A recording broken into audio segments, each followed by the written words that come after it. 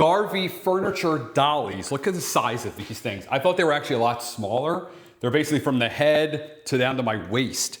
Very, very heavy duty. So you see they got the metal bars here, and the metal bars go underneath the casters. The casters do rotate, you see that?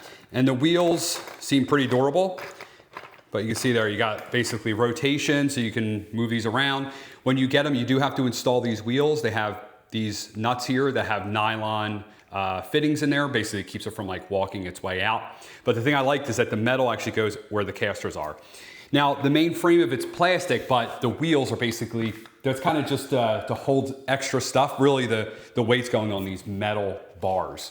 It has rubber here for basically traction to keep everything staying on it. You know, it's smooth here, I would say, but kind of like rubbery here, like a sole of a shoe.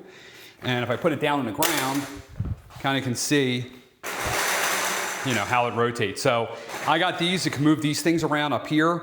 Definitely put a lot of weight on these.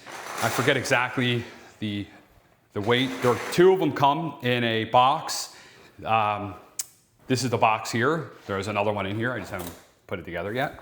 But yeah, these are the Garvee furniture dollies in that signature blue from Garvee.